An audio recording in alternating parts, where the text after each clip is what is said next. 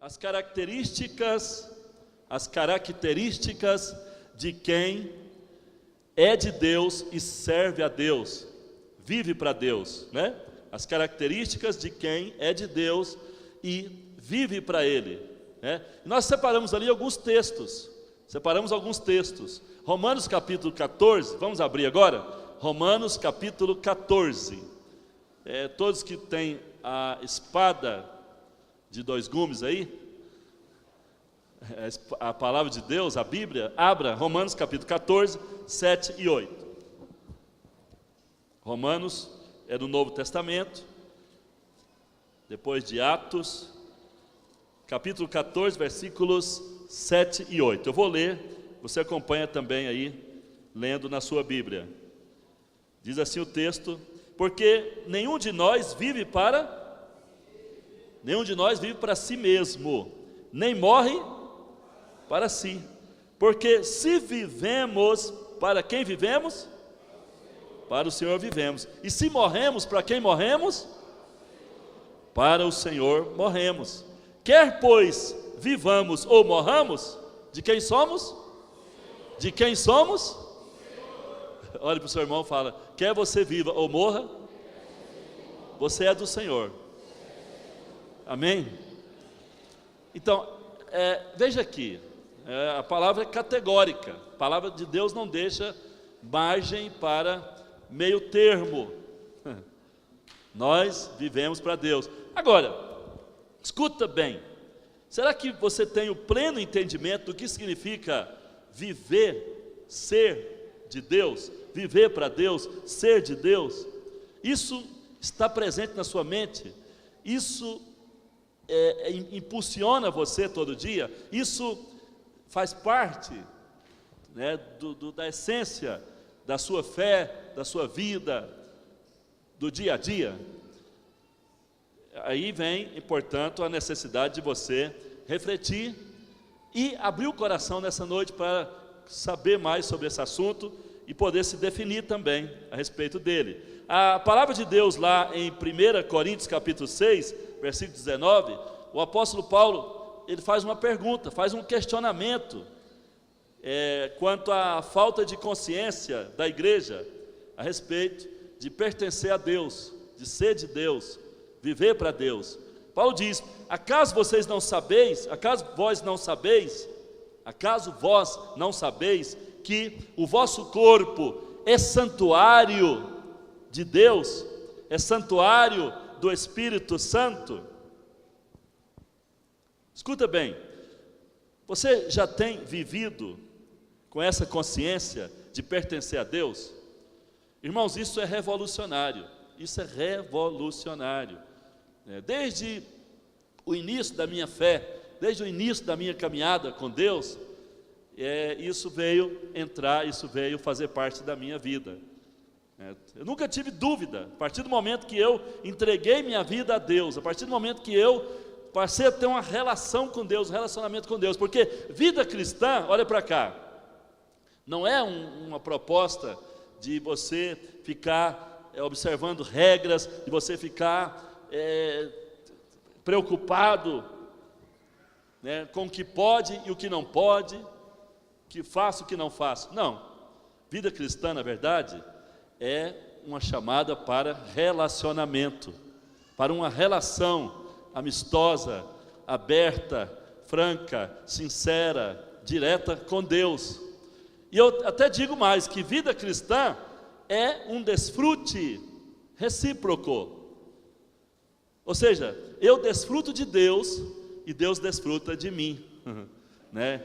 Deus também quer desfrutar de mim. Então, enquanto eu estou orando, estou ali diante de Deus cantando, adorando, eu estou desfrutando dele, mas ele também está desfrutando de mim. E na verdade Deus está mais interessado em mim do que nas palavras que eu falo, nas expressões que eu faço, né? Deus está interessado em mim, em me ver diante dele, em poder desfrutar de mim como seu filho, seu escolhido, né? E eu desfruto dele porque ele é real, ele age dentro de mim, ele conserta as coisas erradas em mim, ele me dá paz, ele me dá segurança, me dá direção. Então isso é maravilhoso. Quem diz amém? Aleluia. Então, o texto de 1 Pedro, capítulo 2, versículo 9, ele diz que nós somos propriedade exclusiva de Deus. Nós somos chamados para ser reino de sacerdotes e povo de propriedade exclusiva de Deus. O que é uma propriedade exclusiva? Uma propriedade exclusiva significa que tem um dono só, tem um só proprietário, um só dono. Então, isso quer dizer que Deus não vai de maneira nenhuma nos ceder para outro, não vai de maneira nenhuma nos alugar, não vai de maneira nenhuma nos emprestar para outro, e não vai permitir, não vai fazer concessão que sejamos ligados a Ele e ligados a outro Deus. Não podemos servir a dois senhores, porque Deus é o único Senhor da nossa vida, e Deus não vai aceitar nos repartir, nos dividir com ninguém. Ora, então, somos propriedade exclusiva de Deus. Olhe para o seu irmão e fala: você é propriedade exclusiva, exclusiva, exclusiva de Deus. Então, você é dele, você tem a marca dele. Há um texto na Bíblia, há um texto precioso, há um texto preciosíssimo na Bíblia, que fala que nós temos um selo. Nós temos um selo de Deus dentro de nós, E lá em 2 Timóteo capítulo 2, versículo 19, olha aí o que diz a Bíblia Sagrada, em 2 Timóteo, capítulo 2, versículo 19, olha como a palavra confirma o que eu estou pregando. 2 Timóteo 2, 19, fala assim, entretanto, o firme fundamento de Deus permanece tendo este selo. O firme fundamento de Deus permanece tendo este selo. Qual que é o selo? Qual que é o selo? O Senhor conhece os que lhe pertencem.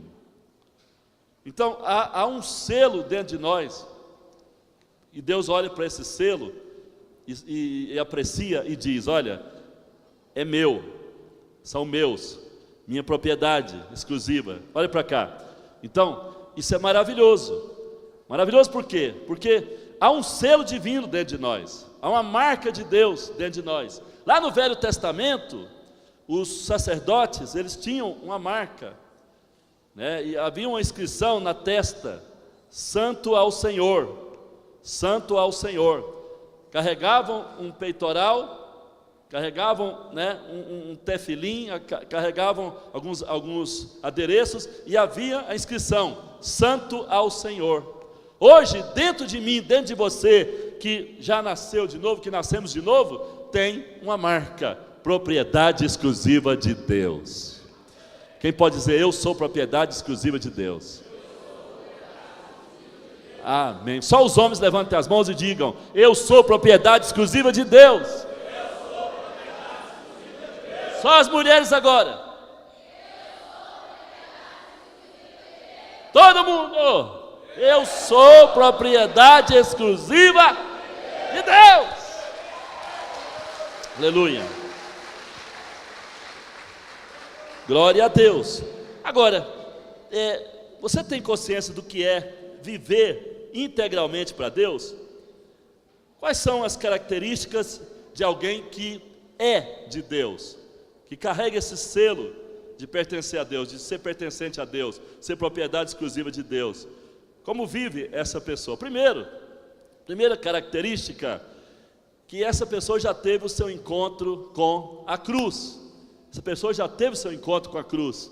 Eu gostaria que você abrisse a sua Bíblia em Gálatas capítulo 5, versículo 24. Gálatas capítulo 5, versículo 24. O que diz o texto sagrado? Gálatas capítulo 5, versículo 24. Os que são de Cristo Jesus, crucificaram a carne. E o que mais? Com suas paixões e concupiscências. Os que são, olha aí, os que são de Cristo já crucificaram. Agora escuta bem, no dia que você converteu, você teve um encontro com Jesus crucificado. Olha para cá, todos nós aqui no dia que convertemos, tivemos um encontro com Cristo crucificado, tivemos um encontro com a cruz e com o crucificado. Mas naquele primeiro momento, nós nos identificamos com o crucificado que morreu em nosso lugar. Nos deparamos com a morte dele em nosso lugar. Isso é chamado, de maneira técnica, morte substitutiva. Ou seja, é um termo teológico, morte substitutiva. Significa o quê? Que para sermos salvos, precisamos entender que Cristo morreu por nós. Cristo nos substituiu, porque quem merecia estar lá, era eu e você. Quem devia estar morrendo, era eu e você. Mas como o Pai não podia aceitar um pecador morrer por pecador, porque tinha que ser um sacrifício santo, sacrifício perfeito, então Jesus, a segunda pessoa da divindade, veio à terra, encarnou-se e aí foi até a cruz e morreu por nós, como homem. Então isso é a morte, essa é a morte substitutiva. Então fomos salvos porque Cristo morreu em nosso lugar. Cremos nisso, recebemos perdão, recebemos a graça, recebemos o cancelamento do nosso passado e nascemos de novo e agora somos novas criaturas. Quem diz amém, aleluia. Mas escuta bem, os que são de Cristo crucificaram a carne, crucificaram para si as paixões, o mundo, a velha natureza. Então o processo não para na morte substitutiva. Precisamos avançar. E aí vem, para ser de Deus, para pertencer a Deus, para ter uma comunhão com Deus, continua lá ainda, irmão, para ser de Deus, para viver com Deus, para ter um desfrute de Deus, precisamos encarar a cruz, ter o nosso encontro com a cruz. Quem sabe muitos aqui já tiveram encontro com o crucificado. Eu não duvido que todos aqui já foram salvos pelo crucificado. Eu não duvido que vocês já passaram por um encontro com Ele, foram tremendamente abençoados por Ele. Quem diz amém, aleluia? Mas falta algo para pertencer a Deus, de fato, em experiência, em prática, em vivência, em comunhão, você tem que ter um encontro com a cruz. E aí a palavra de Deus diz que esse encontro, ele tem que ser realmente profundo, verdadeiro, sincero. Você tem que compreender o que aconteceu lá na cruz, porque lá na cruz não apenas Jesus morreu no seu lugar, lá na cruz Jesus levou você também para a morte. Você morreu com Ele, e uma vez que você morreu com Ele, aí nós vamos encontrar um novo termo, uma nova nomenclatura aí, Ou seja, essa morte é a morte inclusiva. Morte inclusiva. Ou seja, você foi incluído na morte, você foi levado à morte na cruz. A palavra de Deus é clara quanto a isso, Romanos mostra, e nós temos outros textos também no Novo Testamento que afirmam que nós passamos a morte, nós morremos com Cristo, lá no capítulo 6 de Romanos capítulo 6, a palavra é bem clara, não tem nada difícil aqui. Romanos capítulo 6, diz assim o texto, que a partir do versículo 3, Romanos 6, versículo 3: ou porventura ignorais que todos nós que fomos batizados em Cristo, fomos batizados na sua morte? Fomos, pois, sepultados com Ele na morte pelo batismo, para que, como Cristo foi ressuscitado dentre os mortos pela glória do Pai, assim também andemos nós em novidade de vida. Porque fomos unidos com Ele na semelhança da sua morte, certamente seremos também na semelhança da ressurreição, sabendo que foi crucificado com Ele o nosso velho homem, para que o corpo do pecado seja então destruído e não sirvamos o pecado como escravos, porquanto quem morreu já justificado está do pecado. Ora, Então, versículo 8. Ora, se já morremos com Cristo, cremos que também com Ele viveremos. Então, olha, como é que você morreu com Cristo? Como você morreu com Ele? Na cruz, naquele dia que Ele morreu, né, de uma maneira espiritual, que só Deus poderia, de fato, fazer, só Deus poderia levar a cabo. Ele colocou você lá, Ele colocou a mim, colocou cada um dos seus filhos lá na cruz e levou à morte. Então isso foi processado espiritualmente, isso aconteceu espiritualmente. Lá no dia que Jesus morreu, Deus o Pai olhou e não viu só Ele. Deus o Pai olhou e viu Ele e viu todos aqueles que iam crer nele, inclusive eu, inclusive você. Quem diz amém? Isso é maravilhoso, isso é glorioso. Então essa é a morte inclusiva. Então para você viver para Deus, para você ser de Deus de maneira bastante clara, bastante definida e vivencial, você precisa passar pela cruz, você precisa ter um encontro com a cruz. Segunda característica de quem já vive para Deus: serve a Deus com tempo integral. Agora, voltando um pouquinho a respeito do que falava antes, né? Antes de tocar um pouco mais nesse tema, nesse tópico, voltando um pouquinho, só para refletir um pouco mais. A Bíblia mostra um jovem rico, lá em Lucas, né, no capítulo 18, a palavra fala de um jovem rico. Esse jovem rico, ele guardava os mandamentos, ele era muito religioso, ele era uma pessoa assim, metódica, né, legalista, que observava tudo que a lei falava. E Jesus então foi abordado por ele, né? E ele perguntou: o que eu tenho que fazer para herdar a vida eterna? E aí Jesus perguntou primeiro: você está sendo observador da lei e tal? Porque ele era da lei, Jesus queria saber se ele estava ligado naquilo. E ele disse: sim, eu observo, eu faço isso, faço aquilo e tal.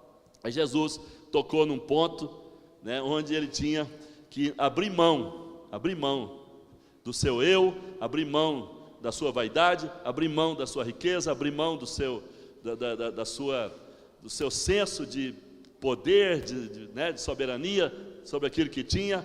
E aí ele ficou abalado, o jovem rico ficou abalado. A palavra diz que ele não quis seguir Jesus, não quis seguir o Senhor. Jesus disse: se você quer entrar, né, na glória, se você quer herdar a vida eterna, nesse momento você vai ter que sair dessa situação aí. Você está preso às coisas, está amarrado às coisas, né? E o jovem rico deu as costas, o jovem rico foi embora. Olha para cá.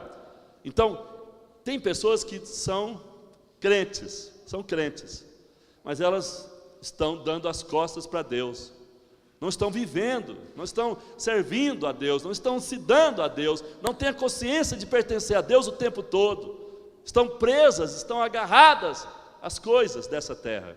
E o jovem rico foi embora. Por que ele foi embora? Porque o livre-arbítrio dele era dele, porque a vontade própria dele era dele mesmo. Ele não abriu mão, da vontade, não abriu mão do ego, não abriu mão de si mesmo. Ele queria viver ainda do seu jeito. Olha para cá, você tem vindo aqui, você participa da Rede Avalanche, você participa da Rede Avivamento, você participa da igreja, você está aqui sempre, mas, final, você já abriu mão do seu livre-arbítrio? Você já abriu mão de si próprio? Já abriu mão de viver a vida do seu jeito? Viver a vida do jeito que você acha? Viver a vida conforme dá na cabeça? Enquanto você não abrir mão, né, você estará fora.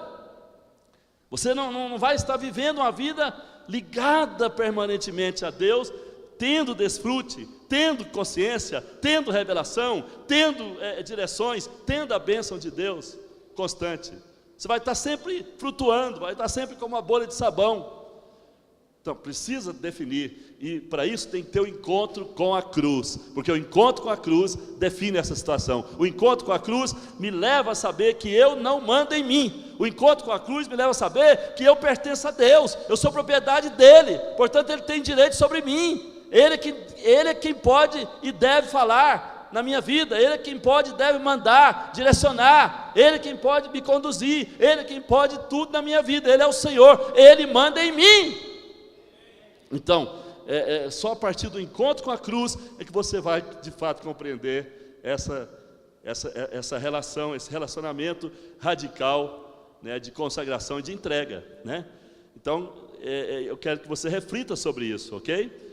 O segundo aspecto, segunda característica de quem vive para Deus e serve a Deus e sabe que é de Deus e vive realmente dessa maneira, é que serve com tempo integral. Serve a Deus com tempo integral. O que significa servir a Deus com tempo integral? Tem gente que pensa, não, espera aí, servir a Deus com tempo integral quer dizer deixar tudo dessa terra, deixar trabalho, deixar escola, deixar família, deixar tudo, lazer, deixar tudo, e passar então a ficar voltado para o céu 24 horas, né, adorando, orando, ministrando a Deus. Ora, se for assim, então, quem pode servir a Deus com tempo integral são os pastores, são os pregadores em geral, os professores que trabalham na igreja, os funcionários, as pessoas que estão 24 horas à disposição da igreja. Mas essa não é a mensagem da Bíblia, não é isso que Deus enfatiza, não é o que Jesus falou, né? Você não pode restringir, né, o serviço integral a Deus apenas nesse sentido aí. Não, olha para cá. Uma vez que você é de Deus, uma vez que você pertence a Deus, uma vez que você abriu mão do seu ego, do seu eu, da sua vontade própria, do seu livre-arbítrio, e você tem seus compromissos diários que são necessários ainda, você precisa trabalhar, você precisa estudar, você precisa labutar pela família, você precisa sustentar a si próprio e aos outros, enfim, você é um cidadão normal da terra. Então, Deus sabe que isso é necessário e Deus não está te pedindo, te mandando agora largar essas coisas. Pode até ser que um momento ou outro Ele fala com você, agora para com isso, eu vou te dar sustento de outra maneira, você vai me servir no ministério, ok. Mas enquanto Deus não fala isso, você não é impedido de servi-lo com tempo integral. Por que não é impedido? Porque 24 horas por dia, Deus habita no seu espírito. Deus está no seu espírito. Olhe para o seu irmão e fala, 24 horas por dia, Deus habita no seu espírito. Você carrega Deus. Você é um templo ambulante dele, morada dele. Onde quer que você chega, Deus chega. Quando você resolve falar em nome dele, Ele age através de você. Quem diz amém, aleluia. Quando você resolve, pode aplaudir o Senhor. Quando você resolve orar, Deus flui através de você. Eu lembro de um irmão lá no Japão, para quem não sabe, né, nós já tivemos um trabalho no Japão, e por 10 vezes eu fui ao Japão. E aí uma certa vez eu estava no Japão, conheci um irmãozinho que ele foi numa palestra, numa conferência nossa, e aí eu falei sobre isso que eu estou falando, falei sobre viver para Deus com tempo integral. E vocês sabem que os japoneses, aquele povo é um povo aplicado. Então os irmãos lá do Japão são muito aplicados, bastante aplicados. E aquele irmãozinho ouviu o que eu falei, ele nunca tinha falado de Jesus, nunca tinha orado no seu trabalho. Ele dizia, não vou misturar nada, aqui é trabalho, igreja é igreja, aqui é lugar de trabalho secular, igreja é lugar de orar. É assim que ele pensava. Mas aí um dia o chefe dele, né, o Sacho, chamado Sacho lá na língua Nihongo, na língua japonesa, o Sacho chegou lá. Aí, então, ele sofreu uma cólica, uma dor na barriga, uma coisa fora do normal. Estava ali contorcendo em dores, já não aguentava mais, gemendo. E aí o funcionário, que era o irmão, chegou e disse, o que o senhor está sentindo? Eu estou morrendo, eu estou mal, vou morrer, está doendo demais. Aí ele pensou na palavra, pensou no que eu tinha falado. Ele disse, olha, não leva mal não, patrão, mas eu posso fazer uma oração aqui a Deus? Aí o patrão disse, vai resolver alguma coisa? Ele falou, vai. Então faz logo, faz depressa que eu estou passando mal, estou ruim, né? Aí ele fez uma oração, pôs a mão na barriga do homem e disse: em nome de Jesus, fica curado. Em japonês ele é muito incisivo, né? Fica curado! Em nome de Jesus. O homem assustou naquela hora, pulou da cadeira, pôs a mão assim e disse: rapaz, o que você fez? O que você fez? Acabou a dor. Levantou ele, ficou pulando com ele lá. Acabou a dor. Ele falou: foi Jesus que te curou. Olha aí, presta atenção. Você tem Deus com você. Você pode expressar Deus na hora que você ora, na hora que você fala, na hora que você põe a mão em alguém. Quem diz amém, aleluia? Meu irmão, isso faz diferença. Eu tive longas experiências, tive muita experiência com Deus na sala de aula. Fui professor de matemática muitos anos, e na sala de aula, né, de 5ª a 8ª série, de vários colégios, eu testemunhava. Tinha hora que eu parava a aula de matemática. Aí você pergunta: o que tem a ver evangelho com matemática, né? O que tem a ver evangelização na sala de aula com professor de matemática? O que o professor de matemática vai falar de Jesus? Por que vai falar de Jesus, né? Mas tinha hora que eu via que estava todo mundo ali com problemas. Falava: irmão, amigos, é o seguinte, vamos interromper aqui a aula 5 minutinhos, tá? Aí eu escrevi uma palavra lá no quadro, escrevia lá: Deus é seu amigo. Deus é seu amigo. Escrevi uma palavra lá no quadro. Aí tinha um cântico, né? Tinha um cântico antigo: eu tenho um amigo que me ama, me ama, me ama. Eu tenho um amigo que me ama, seu nome é Jesus. Aí ensinava eles a cantar, a música fácil, eles cantavam, ia cantando, de repente a sala mudava o ambiente. Aí eu falava do amigo que ama, e sabe uma coisa? Daquelas salas de aulas saíram pastores, evangelistas, professores, muitos que se converteram a Cristo. Por quê? Porque eu estava ali para dar aula, mas estava ali também para ser usado por Deus. Porque você serve a Deus com tempo integral. Então, qualquer hora, qualquer momento que Deus quer te usar, não importa onde você está. Você pode estar na escola, na rua, pode estar na praça, no supermercado, na feira, pode estar no avião, no ônibus, debaixo da ponte, em qualquer lugar. Você é boca de Deus, você é profeta de Deus. Então, você serve a Deus? Eu pergunto: você já serve a Deus assim? Você já serve a Deus com tempo integral? Ou você só pode falar de Deus se tiver uma música, um teclado, uma inspiração, um pastor por trás, alguém ali te inspirando? É assim? Está errado. Então, você precisa entender que quem vive para Deus, quem serve a Deus com tempo integral. Não importa a hora, se é de dia, se é de noite, se está chovendo, se tem sol, qualquer momento está disponível para o uso de Deus, né? Porque você é um vaso para Deus, você é um instrumento para Ele em qualquer lugar. Olhe para o seu irmão e fala: você é um instrumento, um vaso para Deus, não importa onde você estiver, nem a hora, nem o momento, nem com quem. Amém? Não importa com quem você estiver, você é instrumento de Deus, você é um porta-voz dele. Então, quem é de Deus, quem tem essa consciência, serve a Deus com tempo integral, mesmo que não seja pastor, mesmo que não seja um ministro da igreja reconhecido, alguém já ordenado, não importa. Gente, eu preguei muitos anos sem ter título, sem ter qualquer título. Eu vim a ter um título da igreja depois de 10 anos que eu já servi a Deus.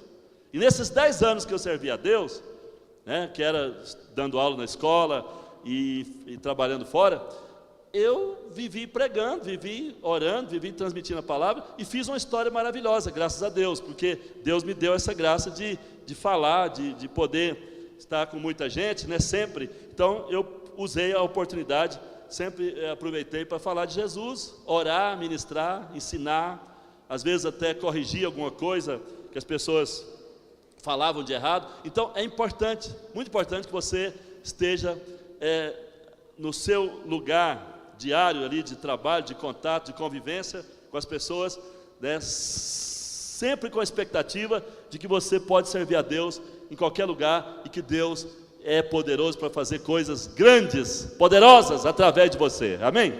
Terceiro,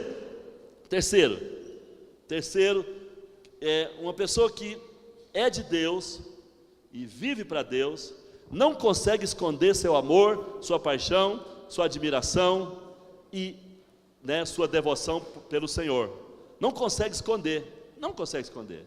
Se você consegue esconder, é porque de fato você não tem uma paixão muito elevada, você não tem um amor verdadeiro, você não tem uma fé acesa, uma fé dinâmica, você não tem uma admiração verdadeira. Então, olha para cá, eu, por exemplo, não perco a chance, e sei que muitos irmãos aqui também não perdem a chance, de demonstrar seu amor a Jesus. Eu faço isso o dia todo, ora na internet, ora em contato pelo telefone com alguém, ora aconselhando uma pessoa, ora testificando para um vizinho, para uma pessoa próxima, Então, a primeira coisa que eu fiz na minha vida, depois que eu tive consciência que eu era de Deus, foi falar de Jesus para a minha família, falar de Jesus para os meus colegas, meus amigos de infância, eu fiz um trabalho assim, de casa em casa, procurei fazer aquilo que a mulher samaritana fez, dizer, olha, encontrei um profeta, encontrei alguém que falou tudo a meu respeito, que sabe quem eu sou, que me salvou, que me redimiu, entrou na minha vida, e ele pode fazer coisas grandes por você, ele quer salvar você. Então passei a ministrar a palavra, evangelizar o tempo todo, Então essa é uma reação de quem não consegue esconder seu amor, não consegue esconder sua paixão, não consegue esconder sua fé.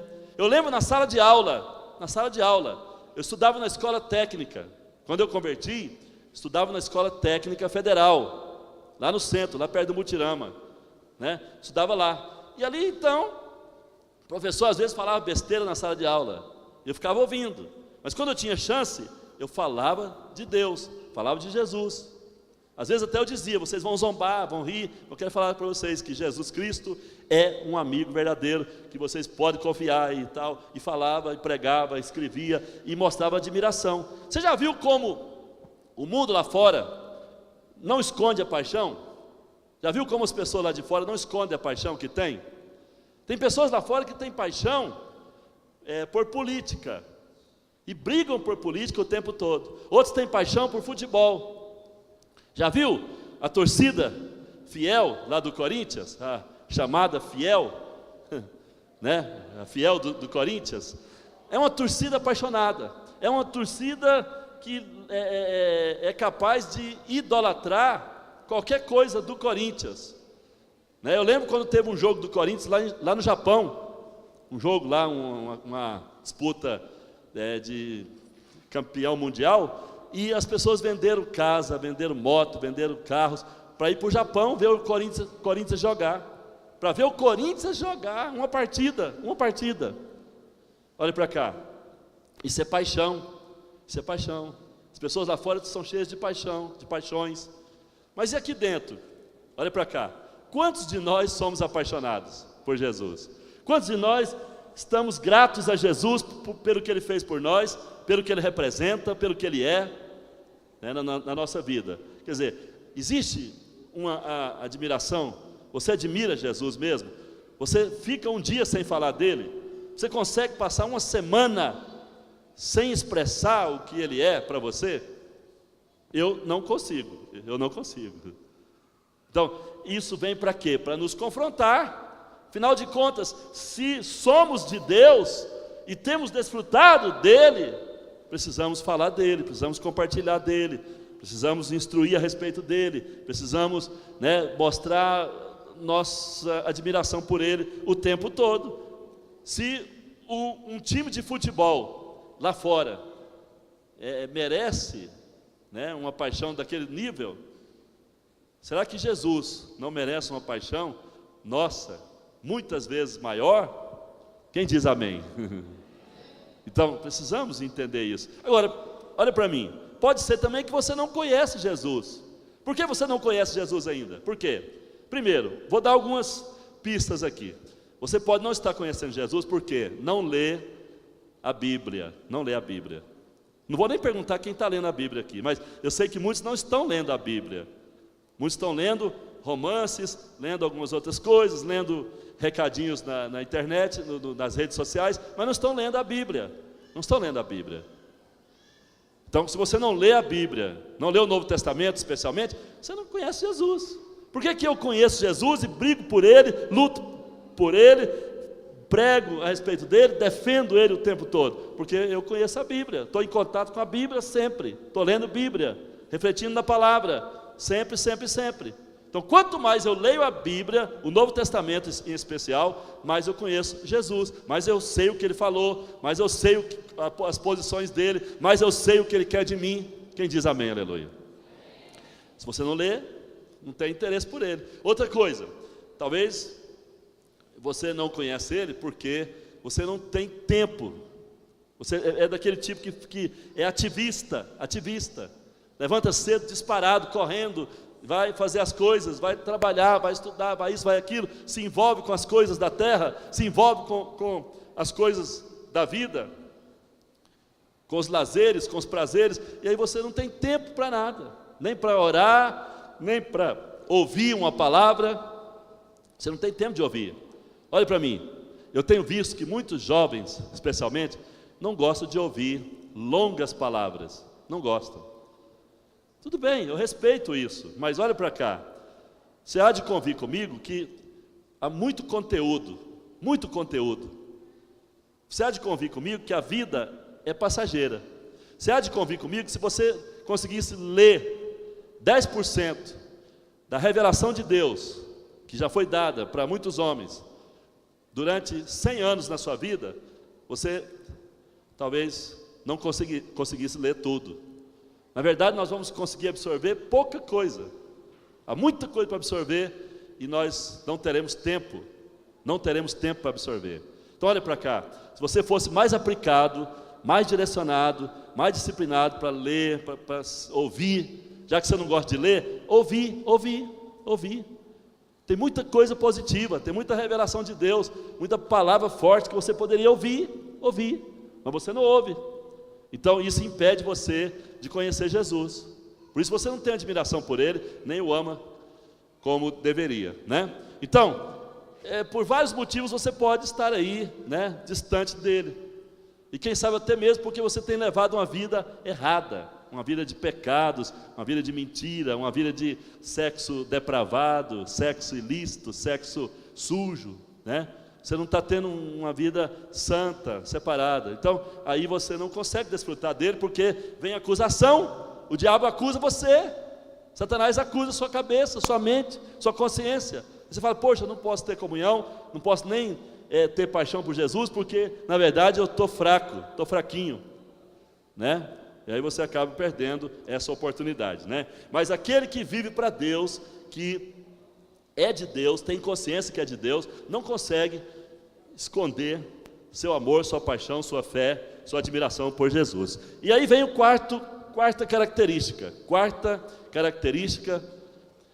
Quem é de Deus e vive para Deus, cresce, floresce e frutifica onde foi plantado por Ele. Olha para cá. Você já viu que o vento leva sementes? O vento sopra uma semente. Eu estava ouvindo a respeito de sementes que vão quilômetros, são levadas por ventanias a quilômetros de distância, uma sementinha pequenininha, sementes pequenininhas, e essas sementes vão e caem no lugar, e é impressionante, irmãos, olha para cá, eu vejo isso como sendo desígnio de Deus. Existem árvores lá na Amazônia que não são nativas do Brasil. Existem árvores lá na Europa que não são nativas da Europa. Deus soprou sementes de uma terra para outra, de um lugar para outro, e as sementes foram ali frutificar, foram ali brotar, florescer e frutificar.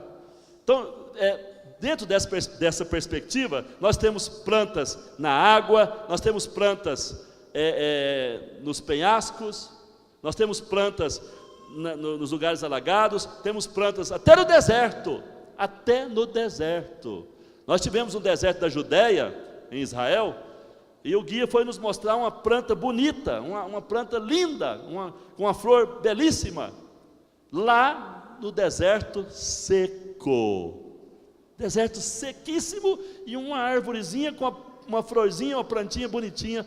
Falei, gente, olha como que é Deus, né? Então Deus sopra as sementes para onde Ele quer. Olhe para o seu irmão e fala, Deus sopra as sementes para onde Ele quer, e planta elas onde quer. Você está aqui, porque Deus soprou na sua vida, e você veio parar aqui. Agora, onde você está, você tem que frutificar, tem que crescer, tem que reproduzir. Quem diz amém?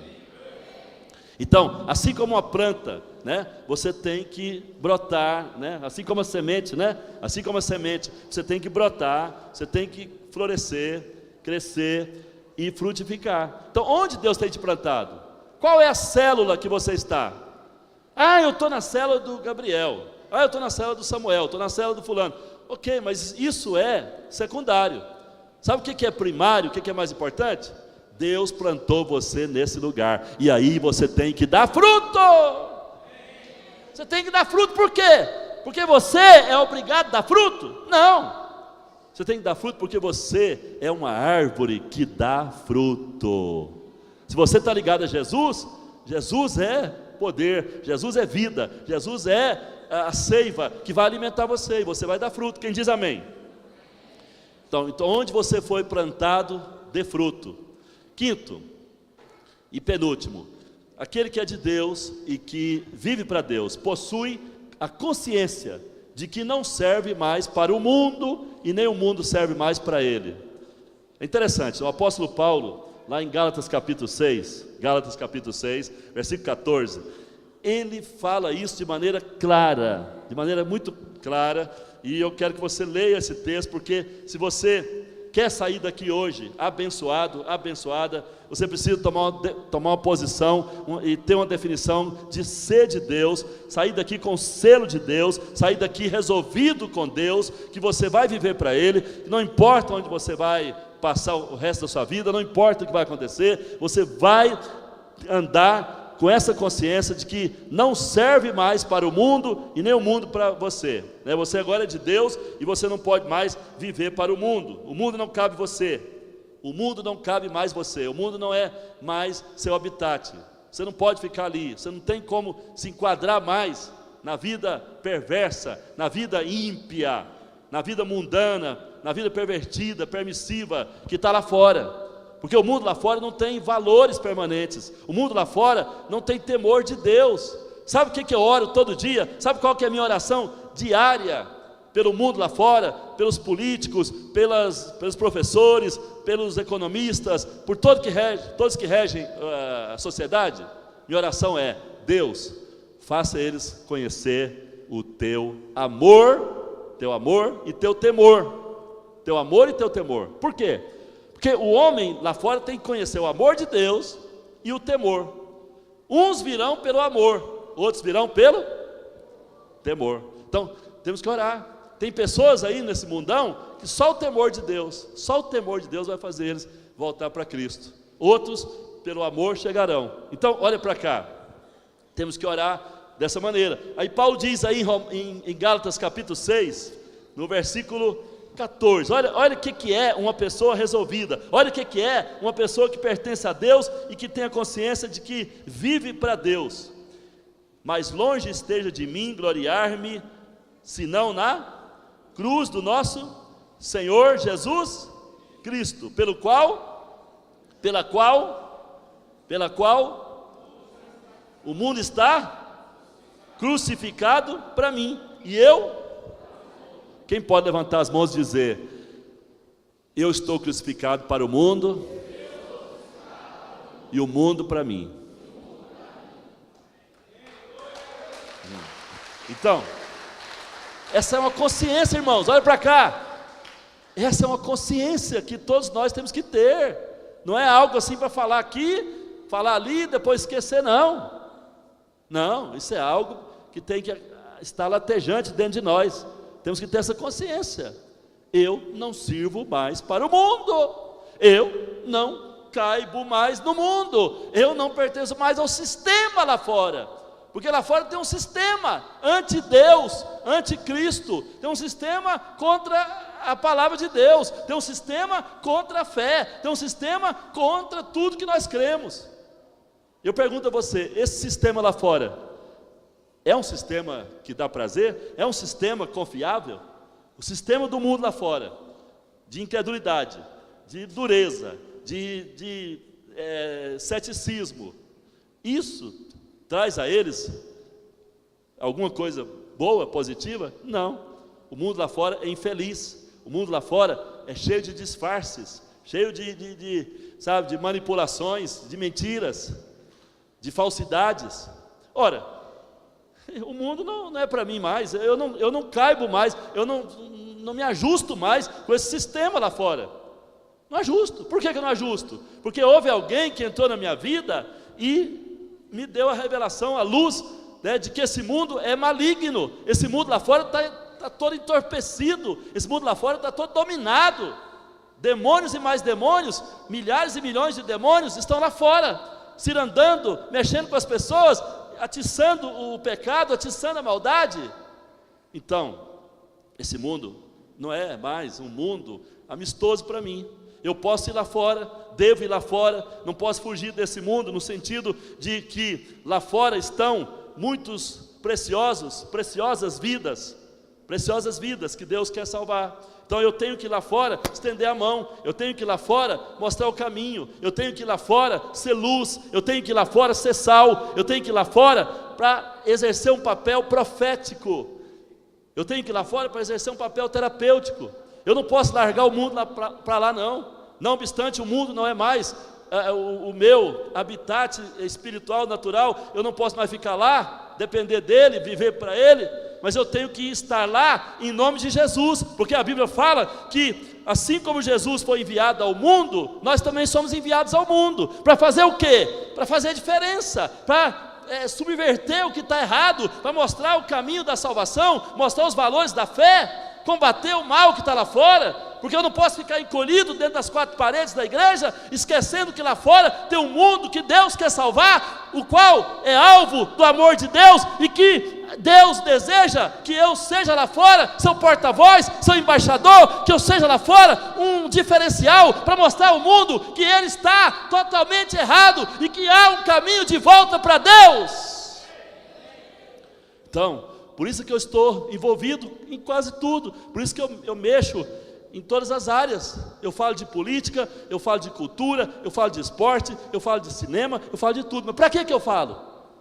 Porque eu quero que o mundo saiba que há muita mentira lá fora, há muita mentiraiada, há muito fundamento errado, e que somente Cristo é a solução, é a salvação para eles, né?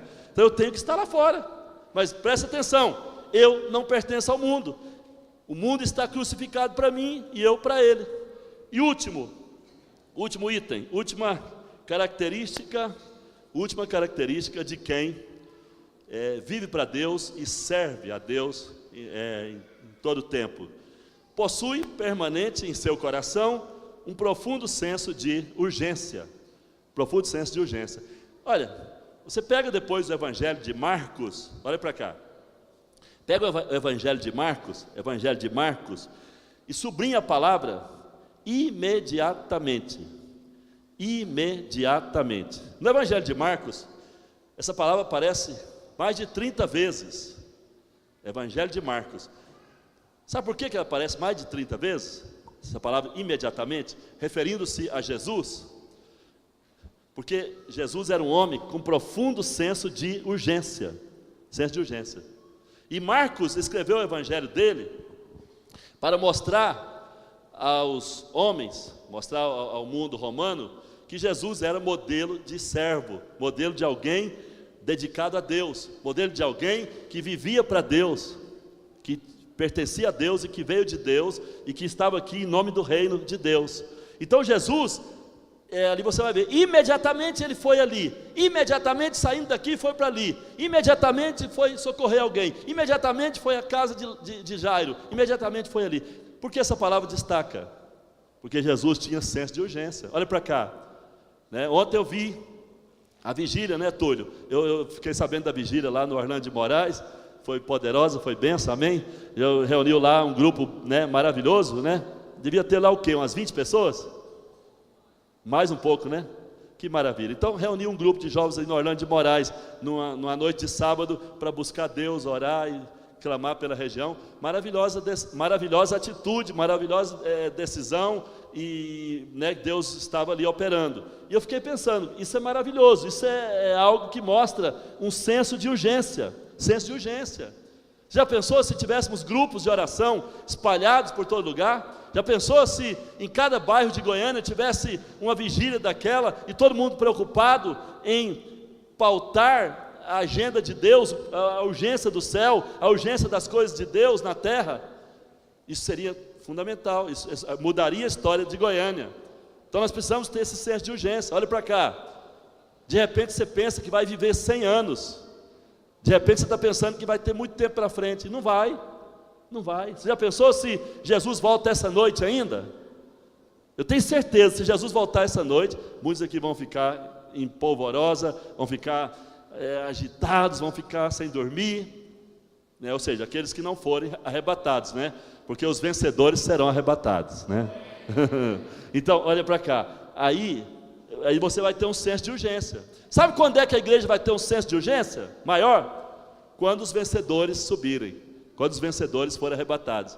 Aí esses irmãozinhos quietinhos e omissos e que não fazem nada, eles vão ficar totalmente despertos e vão falar: poxa, agora é hora de agir, vamos agir, vamos agir, vamos agir, vamos agir. Aí vão querer agir toda hora, pregar, ministrar e fazer a obra, né?